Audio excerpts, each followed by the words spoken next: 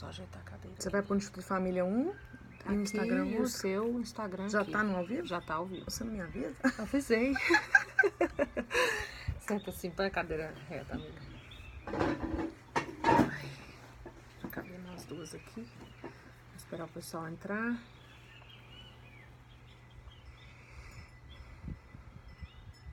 Rosângela.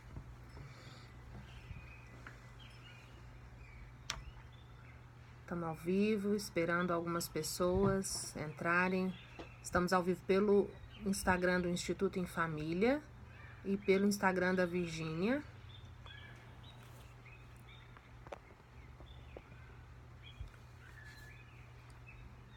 Vamos aguardar. O tema de hoje, da nossa live de hoje, é sobre o amor que fica. Nós colocamos alguns posts ontem no Stories sobre você ser quem você é, sobre você concordar com aquilo que é, concordar com as dores. Quem está nos acompanhando ainda, esses posts ainda, esses stories ainda estão aqui no Instituto em Família. Estamos aguardando o pessoal. Acho que o stories está na minha página. O stories está na... Não, acho que não colocou no do Instituto em Família também. Colocou. Ju, da Virgínia, Gisele, sejam bem-vindas. Vamos só aguardar um pouquinho. Nós atrasamos alguns minutinhos para começar, porque a gente estava testando a conexão aqui. Olha, o seu tem filtro, o meu não tem. Não tem filtro, a gente fica feia nesse e bonita Não, nesse. tá, para com isso. Não tem filtro.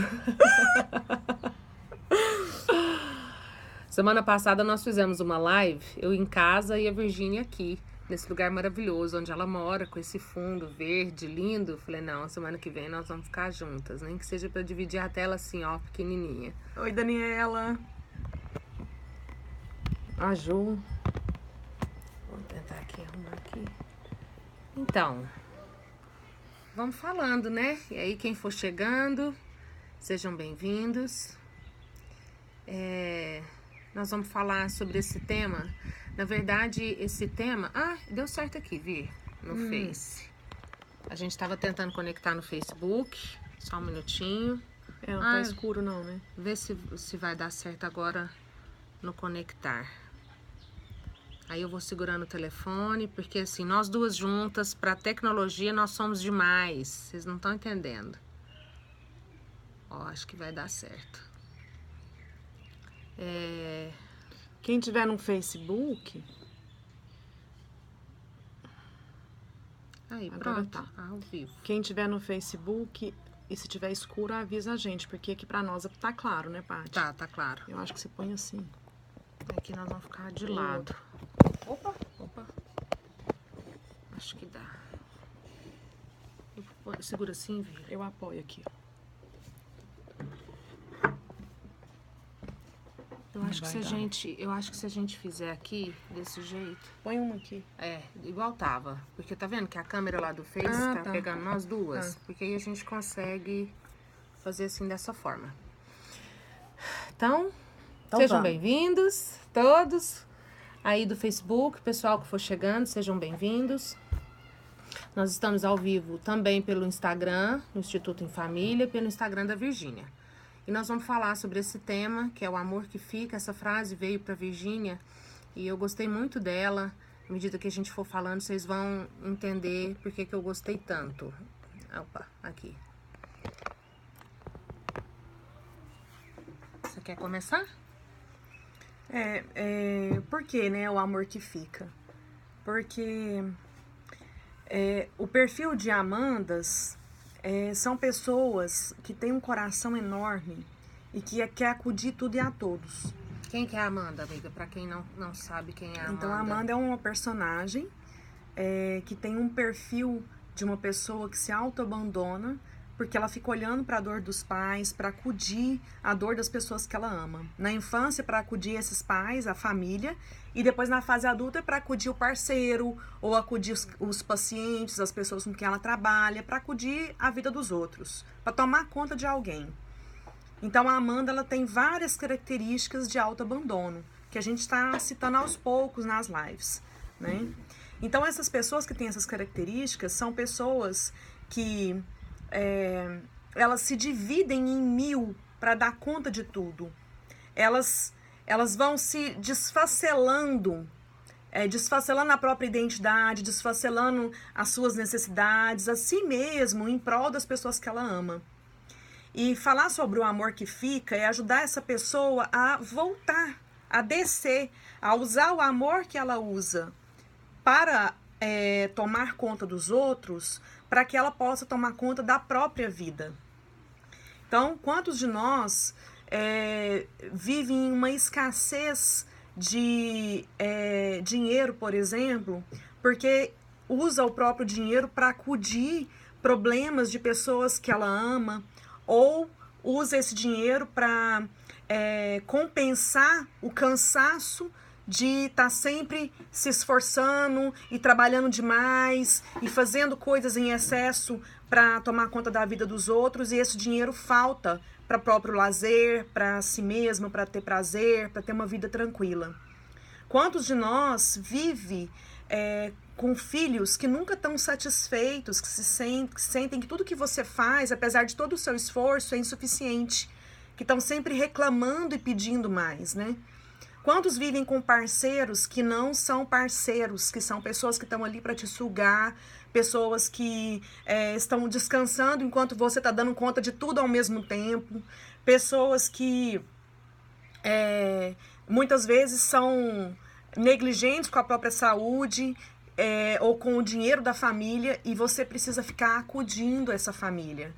Então, são várias queixas de situações em que você vai tomando conta dos outros em detrimento de si mesmo.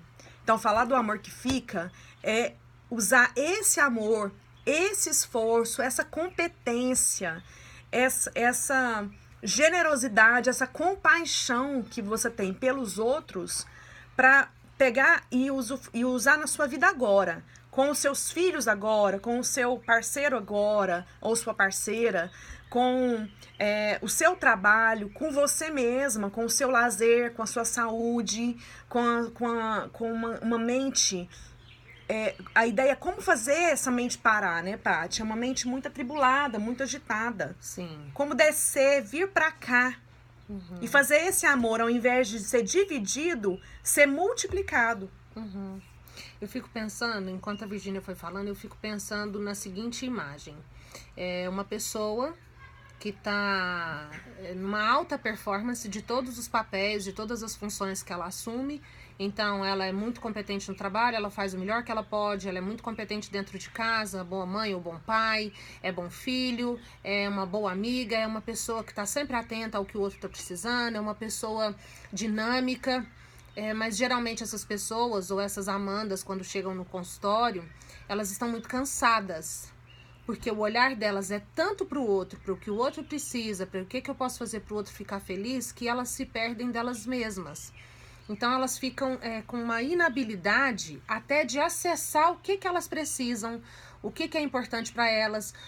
Perguntas simples do tipo, mas o que vai te dar alegria? Se você parar hoje, fizer alguma coisa por você, o que vai te dar alegria hoje? O que você está com vontade de comer? Que lugares que você tem vontade de ir? A pessoa, o funcionamento é tanto para o outro que ela geralmente não sabe responder essas perguntas. E algumas vezes eu escuto muito assim, mas se eu começar a pensar só em mim, eu vou ficar egoísta. Então nós vamos falar, existe uma diferença, oi Isa, Camila, Jordânia, existe uma diferença entre egoísmo e amor próprio. Então existem pessoas sim que só pensam nelas, que só fazem por elas, que não querem saber o que o outro precisa, que não estão se importando com o que o outro precisa, que geralmente ficam isoladas. E aí um perfil também, né, Virgínia? Mas não é nesse sentido que a gente está querendo dizer. O que a gente está querendo dizer é como a Virgínia escreveu uma frase que eu achei fantástica. Como olhar para mim sem me perder do outro e como olhar para o outro sem me perder de mim. A Vera tá dizendo que a gente se esquece da gente mesmo. Sim. Isso. Então, como é que eu faço isso? Como que eu posso desenvolver esse olhar? Que eu vou cuidar de mim, mas eu vou cuidar do outro dentro do que é possível, e eu vou cuidar do outro sem me perder de mim. É o Odílio. Tá falando oi, Odílio. Então, é sobre isso que a gente quer falar nessa live. Sobre poder fazer algumas escolhas que geralmente você não faria, que vão fazer com que no final do dia você tenha essa sensação: nossa, que gostoso que foi cuidar de mim. Nossa, que bom poder olhar para o que eu preciso. A gente fala muito sobre um termo que é uma autoimportância e o poder pessoal. Se eu fico nesse movimento de autoimportância, geralmente as frases são: mas se eu não fizer, ninguém vai fazer. Se eu não preocupar e resolver aquele problema, ninguém resolve. Não, mas você tá falando isso porque você não conhece a minha família. Porque na minha família, eu sou aquela que organiza. Na minha família, ou lá dentro da minha casa, se eu não fizer, meu marido não faz. Então, vão acontecendo coisas ao nosso redor que vão reforçando esse comportamento de que eu tenho que primeiro olhar para o outro. Eu tenho que primeiro fazer pelo outro. E essa coisa da autoimportância é assim, muita preocupação que os outros vão pensar. E como se os outros estivessem tão preocupados assim com você. Na verdade, as pessoas olham para nossa vida durante 1, 2 minutos, 5 às vezes, né? Numa reunião de fofoca, fala de você ali, foca na sua vida, e depois elas já voltam para a vida delas e estão lá resolvendo as coisas delas. Não estão tão preocupadas assim com você, para ter essa preocupação com o que o outro vai pensar, né? E isso é que é a autoimportância, eu me achar tão importante que todo mundo tá se preocupando com a minha vida, né? Tá olhando para aquilo que eu tô fazendo. Então, eu não posso parar para fazer o que é importante para mim. Eu tenho que me preocupar com o que os outros vão achar disso. Isso é a questão da autoimportância. É a questão da autoimportância. E a gente gosta muito de provocar com uma... Eu fico pensando muito nas mães, fico pensando muito nos lugares que eu já ocupei. E na época, quando eu ouvi esse termo pela primeira vez, autoimportância, a pergunta que me chocou foi: se hoje você... né, assim, só imagina, se você tivesse alguma questão, se tivesse sofrido algum acidente e fosse parar em coma numa cama de hospital, como que as pessoas seguiriam? Como que as pessoas dariam conta de seguir com as próprias vidas? E na época eu tinha 2 filhos, eu pensava no meu marido, pensei nos meus filhos, a primeira coisa que foi: não, mas não tem jeito, não tem como, nossa, meu marido não vai dar conta, ele não vai conseguir. Porque eu me colocava em lugares que eu resolvia tanto e fazia todas as funções que eu achava que eu tinha que fazer, que eu nunca pensei na possibilidade de não estar ali. Então também tem uma coisa de, não, vai dar tudo certo, uma certa onipotência. Eu tiro de letras, nada disso vai acontecer comigo. Vou passar a preocupar mais comigo em primeiro lugar. Então, eu fico pensando muito naquela frase. Teve um cara muito legal que esteve aqui há alguns mil anos atrás, e ele disse: amar ao próximo como a si mesmo. Só que geralmente a gente só ama o próximo e esquece de si mesmo, né? Então, quando eu pensei nessa imagem, se eu tivesse numa cama de hospital, em coma, sem poder fazer nada, as pessoas iam aprender a se virar. Não do jeito que eu espero ou que eu acho que é o certo, mas elas iam dar um jeito. Nós não somos tão importantes assim. E essas pessoas que têm esse perfil e que ficam olhando para a dor dos outros, geralmente elas ficaram olhando para a dor dos pais, né, Paty? Então tem um exercício que imagina que você está numa cama de hospital e o seu filho chega para você e fala: você está morrendo, e seu filho fala: mãe, eu quero ir junto. Eu quero ir junto com você. O pai, né? Eu quero ir junto, eu quero morrer também. O que você sentiria? E qual seria a diferença se esse filho virasse para você e falasse: mãe ou pai, eu vou pegar tudo que você me ensinou e vou ser feliz. Eu vou usar isso para levar a minha vida para frente. O que você sentiria? Então, por isso a importância de olhar para frente. Porque se você aprender a olhar para frente... Só um minutinho, estamos reconectando aqui no Instagram. Aí. Porque se você aprender a olhar para frente, os seus filhos vão aprender a olhar para frente também. Né? Tem uma frase que eu gosto muito, que é: palavras ensinam, exemplos arrastam. A gente quer que os filhos... Só um minutinho que o vídeo aqui foi... Aí. A gente quer que os filhos sejam felizes, mas a gente não tá feliz. A gente quer que os filhos cuidem da saúde, mas a nossa não é a melhor. A gente quer que os nossos filhos sejam autênticos, autônomos, independentes, assertivos, e nós estamos aí nos atropelando no dia a dia. Então, como que eu posso querer que o meu filho faça diferente se eu estou dando exemplo de como ele deve fazer? Então, uma pergunta para você se fazer diante de qualquer situação que acontece é assim: isso está acontecendo. O que eu posso fazer, que escolha que eu posso fazer para cuidar melhor de mim agora, em relação a isso? Qual é a escolha para cuidar melhor de mim? Para olhar para o que eu preciso também? Me chamou muita atenção essa semana, eu tenho 3 crianças e a menorzinha tem 4 anos. E eu participo junto com a Virgínia e a minha tia de trabalhos intensivos de terapia que acontecem aos finais de semana. Geralmente vai na sexta-feira e volta no domingo. E os cursos que eu faço também começam na sexta e terminam no domingo. E desde que ela nasceu eu não parei, eu continuei fazendo, participando desse trabalho que é importante para mim, sempre com uma rede de apoio muito grande para eu poder ir tranquila para esses lugares.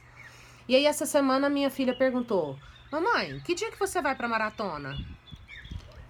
Para ela isso é tão comum, é tão real, porque ela sabe que cada vez que eu vou, ela me vê feliz, ela me vê fazendo algo por mim, algo que eu acredito, algo que é importante. E já agora tinha tido essa pausa de final de ano e ela sentiu, será que já não tá na hora? E já nós temos uma maratona chegando. Então assim, eu conto para os meus filhos todo dia que é importante a mamãe e o papai fazer coisas que deixem a mamãe e o papai felizes, que deixem a mamãe e o papai com a sensação de que nós estamos sendo úteis, porque a gente também precisa disso, né? Ter essa sensação de que a gente está sendo útil para alguém, que a gente está fazendo algo que é além do nosso umbigo.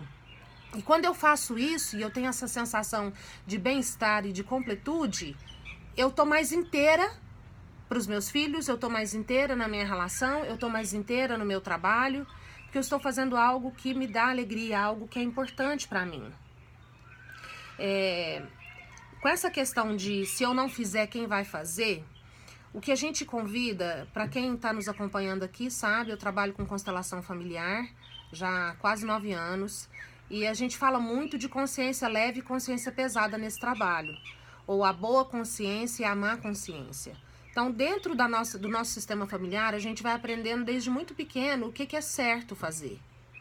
E se o certo é preocupar com a mamãe e o papai, se o certo é fazer o papai e a mamãe ficarem felizes, se o certo é só depois, isso eu ouvi, só depois que eu arrumar a casa eu posso ir para a escola, só depois que eu cuidar do meu irmãozinho eu posso ir brincar com os meus amigos. Se isso é o certo, a gente faz, porque no final do dia o que a gente quer, a nossa criança interna quer, é sentir que ela pertence àquele lugar.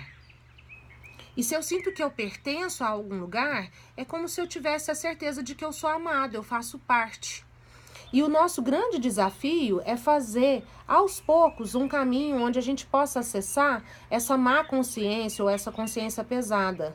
Porque para acessar esse lugar, a gente vai precisar aprender a administrar um pouco de culpa. Até que chegue num ponto que a gente não sente tanta culpa. Que a gente entende, às vezes dá um desconforto. Poxa, eu tenho um bom relacionamento e a maioria das mulheres da minha família não tem. Poxa, eu tô ganhando dinheiro e a maioria das pessoas da minha família não ganham. Nossa, eu tô dando certo na minha vida profissional e as pessoas da minha família ainda estão patinando. Dá um desconforto, mas aí eu olho pra frente, entendendo que se eu posso fazer esse caminho ser mais leve pra mim, por que não? Se eu me colocar, eu como mãe, pensar que um filho pode querer ter um caminho pesado como foi pra mim, e isso vai me dar um desconforto, eu como mãe, eu quero mais que os meus filhos vão. Então eu me coloco nesse lugar como filho e penso, se minha mãe me ama, se meu pai me ama, 10%, 1% do que eu amo os meus filhos, eles também querem que eu faça um pouco diferente. Então por que não cuidar de mim? Por que não pensar no que é importante pra mim, no que vai me dar alegria? Eu tava com o raciocínio pronto, esqueci. Eu vi, eu empolguei. E nesse caminho, a gente entra num tópico que é a autorresponsabilidade. Eu preciso olhar, eu posso olhar. O que me incomoda na minha vida? O que tá difícil? Eu posso culpar meus pais, eu posso culpar minha história, eu posso culpar todos os algozes que passaram pelo meu caminho, justificando que eu estou onde eu estou por conta da ação do outro. Eu posso. Mas é isso que eu quero? Lembrei. Dois sentimentos mais frequentes com pessoas com o perfil que a gente está trabalhando, com Amandas, isso serve para homens também, viu? Tô vendo alguns homens aí queridos entrarem. A vergonha e a culpa. A vergonha e a culpa são dois sentimentos muito presentes desde o início da infância nessas pessoas. Então, o que a Paty falou antes é de aprender a administrar um pouco essa culpa e, assim, de deixar ela passar. Quando eu me senti culpado, ao invés de eu mergulhar e entrar na culpa e ficar ali ruminando ela, eu olhar para ela e falar, olha eu de novo me sentindo culpada. Olha eu de novo me autotorturando. Às vezes, essas pessoas têm um sentimento de culpa e vergonha e às vezes de rejeição tão embotados, tão escondidos dentro delas mesmas, que elas se tornam muito reativas diante das situações. Então, uma pessoa me diz algo que eu não gosto ou que eu não concordo, e na mesma hora, automaticamente, eu já respondo e já começo a impor, de certa forma, aquilo que eu acredito. Ou a discutir, ou a argumentar. E nem tudo é para ser argumentado, nem tudo é para ser discutido. Às vezes, o que a pessoa diz, você só observa. Porque é importante criar um espaço dentro de você entre a reação e como é que eu quero dizer assim? O outro me diz algo, eu espero um tempo aquilo amadurecer em mim, para que eu possa retornar. Às vezes, com pessoas desse perfil, elas são tão exigentes consigo mesmas, elas já fazem um esforço interno tão grande para se manter bem diante do caos que costuma ser a sua vida, que elas se tornam reativas diante de qualquer crítica, qualquer coisa que a pessoa fala. Por exemplo, se alguém vai falar que eu estou fazendo alguma coisa errada, eu já faço tanto esforço interno para fazer tudo certo, que automaticamente ferozmente eu já reajo. Então são pessoas muito reativas. Aguarda, espera. Às vezes a solução não vai vir com o seu comportamento. Às vezes a solução vem um tempo depois. Algumas pessoas demoram um tempo para perceber o que elas mesmas acabaram de dizer. Uhum. E é preciso deixar que elas engulam, elas absorvam a energia, as palavras e as ações que vêm daquilo que elas disseram. Ao invés de você já pegar aquilo e querer resolver aquela situação. Então, e por que essas pessoas são muito reativas? Porque elas não toleram a culpa, a vergonha e a possibilidade de serem rejeitadas. Então, dar um tempo é deixar com o outro o que é do outro e me dar um tempo também para eu me acolher e administrar essa culpa, essa vergonha, essa possibilidade de rejeição. Cuidar disso. Esperar. Eu estava pensando no que você falou de autotortura. Se alguém tiver alguma pergunta, tanto aqui no Face, deixa eu só olhar aqui. Oi, Marcos. Oi, Roberto. Aqui no Face tem um comentário, vamos olhar aqui. Olha aqui, amigo, o que é? Olá. Oi, meninas queridas, é a Fer. Saudade, Maria Lúcia. Se alguém tiver alguma pergunta sobre o que a gente está falando, nós vamos responder. Virginia estava falando mais cedo sobre autotortura. Né, que quem cresce nessas famílias disfuncionais e desenvolve esse perfil da Amanda, essa pessoa, ela gasta tanta energia com o pensamento, com o que ela devia ter feito ou não devia ter feito, como que ela devia ter falado ou não devia ter falado, e muitas vezes esse sentimento de culpa por ter falado toma essa pessoa numa proporção que não consegue pensar em outra coisa. Ela fica naquilo. Ruminando o passado ou o futuro. Então, ou ela tá imaginando, porque a pessoa falou aquilo pra mim, eu devia ter feito isso e aquilo. Porque da próxima vez que ela falar, eu vou falar isso pra ela. Crio cenas e fico ali, naquela fantasia, enquanto a vida tá acontecendo aqui. Eu tô ali naquela fantasia. ou eu tô criando cenas futuras, de como que eu vou reagir a essas cenas futuras, golpes, como eu falei lá no poema que eu coloquei no Stories, do que pode acontecer, e eu fico me preparando para esses golpes, para esses... Aí a fantasia vai indo lá em cima. Isso, a fantasia vai indo e a pessoa vai saindo do corpo, literalmente, e ela precisa voltar e ficar aqui. O que tá acontecendo agora? Onde eu tô? Acorda. Volta pra cá. Uma coisa fundamental que a gente quer dizer para essas pessoas é: arranje uma vida para você. Se vira. Arranje uma vida. Para de implicar consigo mesmo. Para de viver num mundo interno altamente confuso, acelerado, ansioso e sufocado. E arranje uma vida que seja sua. E assumindo a responsabilidade por isso. Porque tem uma diferença entre eu ser burro de carga e pegar a carga de todo mundo para resolver tudo, entre eu ser egoísta e deixar de cuidar das pessoas que eu, às vezes, preciso cuidar, como filhos, por exemplo, para cuidar de mim, ser negligente, e eu cuidar de mim mesmo, sendo responsável pelo que eu penso, pelo que eu sinto, pelo que eu faço, pelas minhas necessidades, pelas minhas fantasias, pelas minhas expectativas. Eu sou responsável por isso e só eu posso fazer alguma coisa a respeito disso. Para chegar nesse ponto, o que a gente está falando é de um exercício de fé. Eu costumo dizer que fé não é uma coisa que a gente tem, fé é uma coisa que a gente exercita. Então vamos pensando aí dentro da família de cada um de vocês, quais são os papéis que cada um tem. Aí tem um papel do salvador, aquele que resolve tudo para todo mundo. Tem o papel do engraçadinho, que fica querendo sempre que todo mundo fique feliz. Tem o papel do que fica sempre doentinho, porque enquanto ele está doente as pessoas se distraem delas mesmas para cuidar dele. Tem aquela pessoa que muitas vezes passa despercebida na família. Tem aquela pessoa que ficou certinha demais, ela não erra, ela é assim, cumpre as expectativas de todas as pessoas. Tem aquela ovelha negra, né, que dá trabalho, que todo mundo fala: nossa, mas o fulano... Qual que é o papel que hoje você tem dentro da sua família? Imagina que você vai dormir, você vai acordar, você não vai estar nesse papel. O que você faria se você não estivesse no papel que hoje você assumiu, ou que há muito tempo você assumiu na sua família? O que você faria? Então, pensando no Salvador, que resolve tudo, o papel de super-herói. O super-herói, ele sempre tem todas as respostas, ele sabe o que fazer para todo mundo, ele tá pronto, se você precisar dele, ele tá pronto, obrigada. Ele tá pronto para resolver tudo para todo mundo. E se você saísse desse papel, o que aconteceria? Como as pessoas olhariam para você?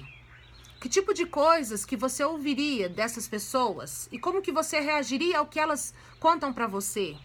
Eu tô dizendo isso porque a gente pode primeiramente começar imaginando como seria. Através da terapia com a Virgínia, ela me ajudou a identificar essa dinâmica em minha vida. A Virgínia é top, ela é muito boa. Gente, se vocês precisarem de uma terapeuta excelente, é a Virgínia.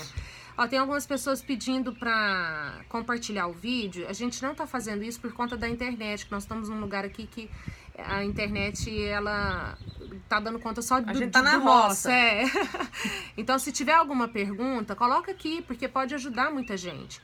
Então, se eu imaginar, como que eu pensei no Salvador, porque eu estive nesse lugar muito tempo. Então, se eu me imaginasse fora desse papel, não vou salvar, eu vou confiar nas pessoas, eu vou confiar que elas são capazes de resolver os seus problemas, eu vou confiar que eu não sou tão importante assim, e vamos aguardar. Deixa eu me dar 10 segundos para eu não fazer o que eu geralmente faria. Esse tempo é muito importante para eu me acostumar, mesmo que seja só na imaginação, para eu me acostumar com uma situação que pode acontecer ali, real. Talvez alguns dias depois. Você faz tal coisa pra mim? Você resolve tal coisa pra mim? Espera 10 segundos. Espera um pouco. Sente. Se você não fizer, o que de pior pode acontecer se você não assumir aquele lugar? Espera.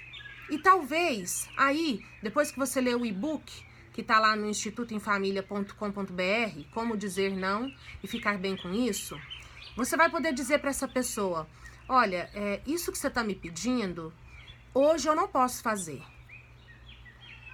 E percebe como é que fica o seu corpo.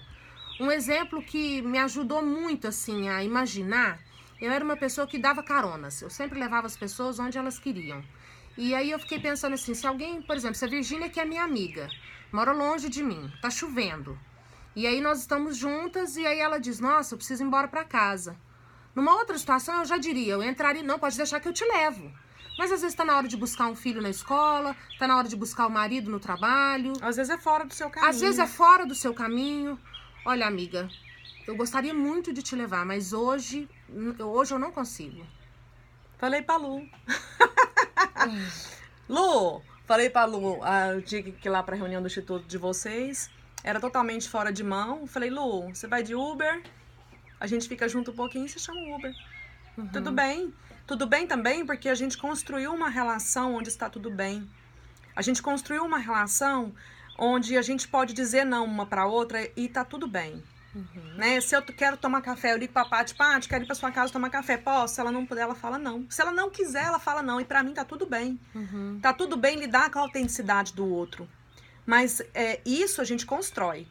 Essas amizades a gente constrói. Elas não aparecem do nada, não. À medida que você começa a mudar, a se mudar, a buscar outras formas de viver, de lidar com seus conflitos e com suas necessidades, você começa também a encontrar pessoas e situações e oportunidades que vão te permitir ser você mesmo. Poder se expressar como você é. Sem ter que ser bonzinho. A gente fala de que essas pessoas, elas são muito marionetes do perfeccionismo delas. Uhum. Elas são marionetes das exigências que elas se colocam. Então, deixa isso de lado e assume as suas mazelas, as suas dificuldades, os seus nãos. Uhum. Às vezes é simplesmente porque você não quer e tá tudo bem. Uhum. No e-book que tem lá no site, a Virgínia colocou alguns exercícios para que a gente possa identificar esse tipo de comportamento. Então é muito legal se vocês puderem fazer esses exercícios. Não só ler a história, mas também fazer os exercícios para você poder identificar. Tem uma frase também que a Virgínia colocou mais cedo, do que a gente estava conversando, que é: o que dizemos a nós mesmos é o mais importante. Então, se eu conto para mim todo dia que se eu não fizer, ninguém vai fazer, que se eu não corresponder àquela expectativa, eu não vou ser amado, porque ninguém me entende, ninguém sabe o tanto que é difícil para mim, porque a minha vida, você sabe a minha história? Então, eu fico justificando o que eu vivo hoje nessa história que eu vivi lá atrás. Enquanto você contar isso para você todo dia, você vai permanecer exatamente onde você está. E enquanto você contar para os outros que você, ficar contando para os outros o tempo inteiro os seus fracassos, como você estivesse pedindo que o outro concordasse com o quanto você não é legal, o quanto você não é boa o suficiente, mais empobrecido emocionalmente você vai ficando. Então, o que você conta de você e o que você se conta de você mesmo, as coisas que você se diz. Pessoas que vivem a codependência, o que elas dizem com muita frequência é: fiz tudo errado na minha vida. Uhum. Eu sou errada. Quando acontece um problema mais sério, elas pensam: eu sou errada, eu fiz tudo errado. E começa um lamaçal de autotortura enorme. Uhum. E aí olha para você e se diga, mesmo que você não acredite ainda, eu sou digna. E se eu sou digna, o que eu preciso falar para os outros e para mim para manter a minha dignidade? O que eu preciso fazer para manter a minha dignidade? Porque quando elas entram nessa autotortura, elas começam a abrir portas para serem punidas. Só um minutinho que pausou, voltou. Elas entram num sistema de autopunição e começam a convidar os outros para puni-las. Então elas saem do salvador para vítima. Elas saem do salvador, passam pelo perseguidor interno, que é quando elas começam a se autotorturar, com dilemas que são eternos. Se eu tô falando uma coisa, eu acho que eu não devia ter falado. Se eu tô fazendo, eu não devia ter feito. Se eu faço uma escolha, depois eu começo a me questionar que eu tinha que ter feito, era outra. E aí isso é um perseguidor interno. E depois eu vou para uma vitimização, convidando os outros para manter o sistema de autopunição.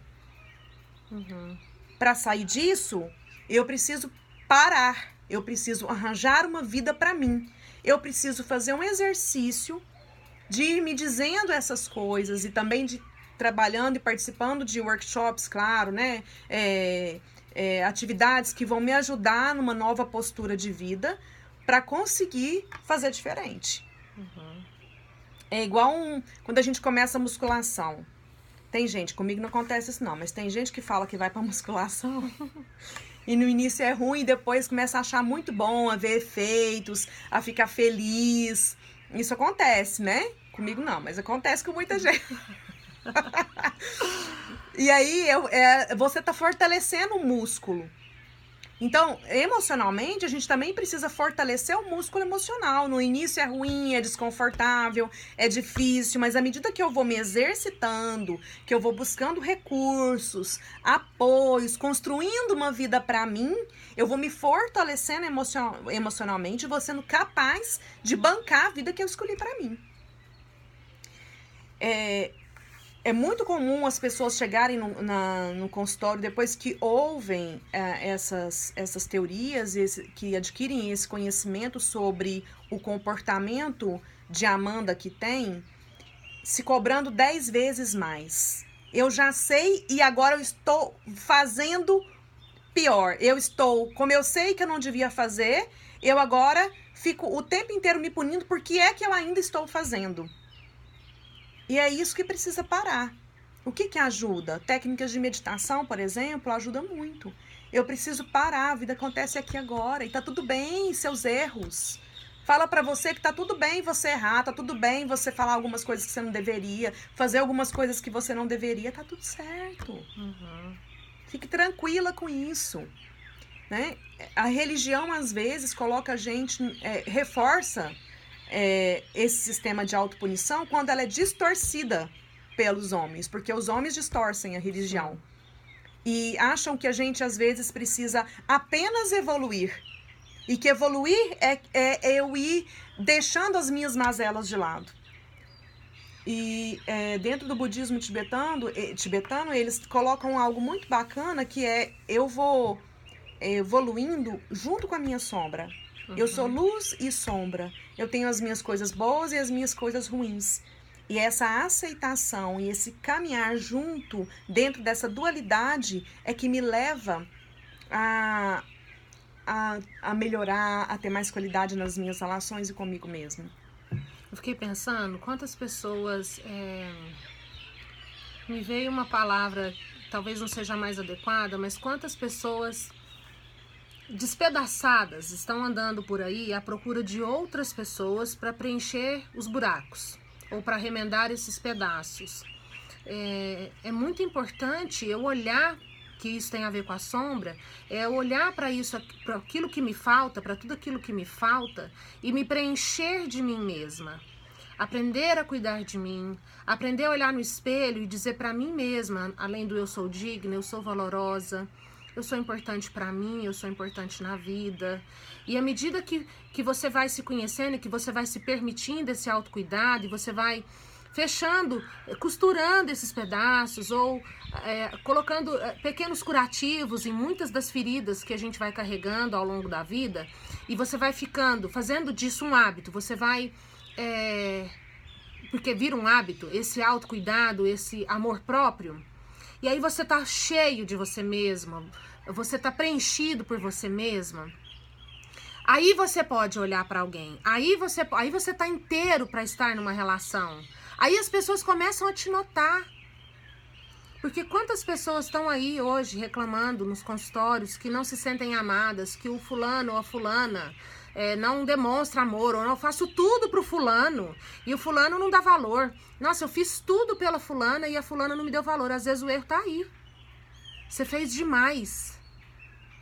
E agora Subornando. E uma vez eu ouvi assim que não tem nada mais atraente do que uma pessoa que tá bem com ela mesma. Porque aí ela começa a ser notada. As pessoas vão perceber que você tá bem com você mesmo. E para quem tá sozinho, aí chega alguém que pode complementar a sua vida e não completar. Porque aí não vai estar faltando nada. É fácil? Não. É simples? Não. Basta ler um livro? Também não. A gente precisa se munir de recursos para que a gente possa entrar nesse caminho. E muitas vezes, depois que a gente entra nesse caminho de autoconhecimento, bate um arrependimento, para que eu fui mexer com isso? Mas se você tiver criado uma rede de apoio, se você tiver fazendo um acompanhamento terapêutico, acompanhando as nossas lives, né? Nós vamos dar também um workshop, nós vamos colocar logo aqui na página do Facebook e na página aqui do Instagram. Esse é um caminho que não tem volta. E como a gente demorou muito tempo para chegar no ponto que a gente chegou, não é também de uma hora para outra que a gente vai conseguir colocar essas mudanças em práticas. Então, por exemplo, nós, né, somos amigas, mas a Virgínia é psicóloga, eu sou terapeuta, a gente não para essas nossas formações, a gente não para essa nossa busca, porque nós não estamos prontas, nós somos humanas, nós somos falíveis, nós reconhecemos as nossas dificuldades, mas a gente topa olhar para isso, olhar para aquilo que a gente tem de maior dificuldade e buscar recursos para que possa ficar mais leve essa caminhada. Já tá bem mais leve, né? E é um processo. Não tem nenhuma técnica, nada que vai resolver a sua vida em 2 sessões. Que vai resolver a sua vida num passe de mágica. Até porque se resolver, vamos supor que acessa uma dor original que mantém o seu comportamento de autotortura. É importante? Mas para que você consiga manter a mudança, você tem que ter se trabalhado internamente, senão você não consegue manter a nova postura. Então, é um processo. Nós estamos aqui oferecendo coisas para te ajudar nesse processo, como muitas outras pessoas estão fazendo vários trabalhos que te ajudam nesse processo, e o convite é para que você inicie a caminhada. Inicie a caminhada para que você possa viver melhor e para que as futuras gerações vivam melhor também, que a gente possa fazer melhor pelas pessoas, pelo mundo, né? E é muito comum, quando a gente vamos supor que você tá nessa coisa do salvador, você faz tudo para todo mundo, aí você inicia um processo terapêutico, você vai pro outro extremo, aí você quer fazer só por você. Então eu passei a vida inteira fazendo pelos outros, então agora eu vou fazer só por mim. Aí as pessoas começam a falar, você tá egoísta, você tá esquisita, esse negócio que você tá fazendo não tá te fazendo muito bem. Até que você possa chegar num caminho do meio, de assertividade, de equilíbrio. Que você não quer dizer que cuidar de mim eu vou deixar de cuidar do outro, mas eu posso cuidar do outro quando eu estiver bem comigo mesma. Eu cuido de mim e aí eu tô inteira para cuidar do outro. Isso acontece também com sentimentos, como raiva, por exemplo. Uma pessoa que sempre agradou todo mundo, fez tudo para todo mundo. Quando ela começa um processo que ela começa a descobrir a raiva de ter feito isso durante muito tempo e ter se negligenciado, às vezes ela começa a ficar agressiva. Às vezes ela começa a ficar mais reativa, mais agressiva, mais nervosa. E as pessoas falam, você tá indo pra terapia, você tá piorando. Mas depois ela vai voltar pro caminho do meio. É porque inicialmente tem um boom, e depois ela retorna e vai amadurecendo e aprendendo a lidar com isso de forma mais equilibrada, vamos dizer assim. Saudades de vocês, estou adorando os ensinamentos. Oi, Felipe. Felipe, querido. Ai, vem pra cá, Felipe. Você já fez maratona de emoções? Não lembro, você fez maratona de emoções? Ô, gente, vai ter maratona de emoções agora. 29, 30 e 31 de março, eu, a Paty, a Simone, uma equipe do nosso coração, né? Nós somos 7. Nós somos muitas. Muitas. E o grupo é pequeno, no máximo 18 pessoas. Então, a gente faz um trabalho profundo com as pessoas que estão lá. Ah, Virgínia, eu vou me expor. Você vai... acontece de você se expor, mas você não precisa contar da sua vida, você não precisa contar os seus problemas, porque o trabalho é direcionado. E tem muita proteção, muita ética, tá todo mundo no mesmo barco. Então, é um trabalho muito legal. Ah, o Felipe falando que fez a corporal. Vambora para de emoções, Felipe. Tem uma frase do criador da Ford, que ele fala: se você acha que pode fazer algo, ou se você acha que não pode fazer algo, de qualquer forma você tá certo. Então, se você acha que a sua vida é assim, eu nasci assim, cresci assim, vou morrer assim, se você acredita nisso, você tá certo. Mas se você acredita que é possível ter uma vida mais leve, que é possível entrar num caminho de autoconhecimento e autocura, que é possível ter uma vida mais assertiva, compartilhando com as pessoas que você ama, o que você tem de melhor, sabendo que você pode contar com essas pessoas quando você precisar, porque você também vai ter que aprender a pedir. Você vai ter que aprender a falar o que você está precisando e desejando do outro. Você vai ter que aprender a comunicar para o outro o que você está sentindo. Então, se você acredita que isso é possível, você também está certo. A gente cria a realidade ao nosso redor. E se a gente acredita, eu acredito que é possível. Qualquer mudança que a gente queira colocar na nossa vida. Nós já estendemos um pouquinho. Nós temos um público um pouco tímido, com poucas perguntas, mas a gente fica, assim, a gente quer deixar à disposição para que vocês façam perguntas nos posts, durante as lives. Vocês podem também deixar perguntas. Nós vamos começar a colocar aquela caixinha de pergunta nos stories para poder responder durante as lives. E a gente faz lives sempre às sextas ou sábados, de acordo com a disponibilidade da nossa agenda.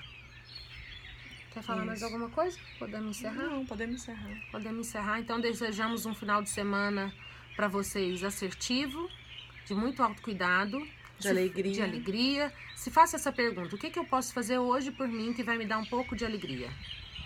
Nós vamos testar agora na roça. Um beijo para todos. Até semana que vem. Tchau, gente. Um abraço. Obrigada. Encerrar aqui. Encerrar aqui. Aparece salvar. Peraí.